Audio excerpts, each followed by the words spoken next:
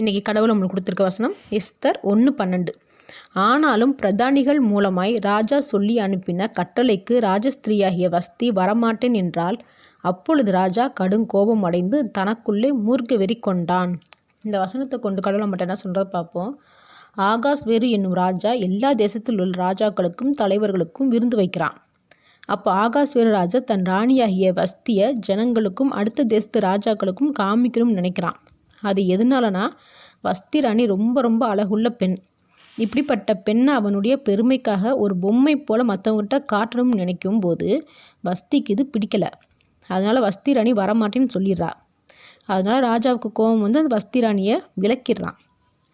வஸ்தி ராணிக்கும் சரி, சராசரி எந்த பெண்ணுக்கும் சரி, எல்லாருக்குமே சுயமரியாதை இருக்க தான் செய்யும். இதை ஆண்கள் புரிஞ்சுக்கணும். சில ஆண்கள் புரிஞ்சுக்கிட்டு மனைவியை மரியாதையாக நடத்துகிறவங்களும் இருக்க தான் செய்கிறாங்க. ஆனால் சில ஆண்கள் தனக்காக தன்னுடைய அதிகாரத்துக்காக மட்டுமே தான் மனைவி இருக்கணும்னு நினைக்கிறாங்க. நில்லுனா நிற்கணும், உட்காருனா உட்காரணும்னு. ஆகாஸ்வேரு ராஜா வஸ்தி ராணியோட அழகை மட்டும்தான் பார்த்தான். ஆனால் ஒரு ராணியாக இருக்க எத்தனையோ தகுதி இருக்கணும் அந்த காலத்தில். அப்போ தான் அவங்க ராணியாகவே ஆக முடியும். அவன் அதை ஜனங்கள் முன்னாடி காமிக்கணும், சொல்லணும்னு நினைக்கல. அதனால தான் ராணிக்கு கோபம் வந்துச்சு. அதே போல் தான் இன்னும் சில ஆண்கள் மனைவி கிட்ட இருக்கிற திறமையை வெளியில் கொண்டு வரணும்னு அவங்களுக்குன்னு ஒரு அடையாளத்தை உருவாக்கி பாதைகள் அமைச்சு கொடுக்கணும்னு நினைக்க மாட்டேங்கிறாங்க. கேட்டால் பெண்களுக்கு இடம் கொடுத்தா ஆண்களை மதிக்க மாட்டாங்க அப்படின்றத சொல்கிறாங்க. இப்படி மனைவியை அதிகாரம் பண்ணி நடத்தும்போது எந்த மனைவியும் மனதார கணவன் மேலே அன்போ மரியாதையோ வைக்க மாட்டாங்க. எல்லாரும் முன்னாடியும் வேணால் மரியாதையும் அன்பும் கொடுக்குற மாதிரி நடிக்கலாம், அவ்வளவுதான்.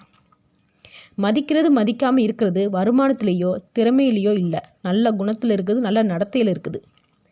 அப்போ சுயமரியாதை என்றது எல்லா ஆண்களுக்கும் இருக்கிறது போல் எல்லா பெண்களுக்கும் இருக்குன்னு புரிஞ்சுக்கிட்டு இந்த ஆகாஸ்வேரு ராஜா போல் இல்லாமல் தன் மனைவி மேலே மரியாதை கொண்டு அவங்களுடைய திறமைகளை வெளியே கொண்டு வந்து அவங்களுக்குன்னு ஒரு அடையாளத்தை உண்டு பண்ணி கொடுத்து நல்ல கணவனாக இருக்கும்போது கண்டிப்பாக மனைவி மனதார கணவன் மீது அன்பும் மரியாதையும் உள்ளவங்களாக இருப்பாங்க.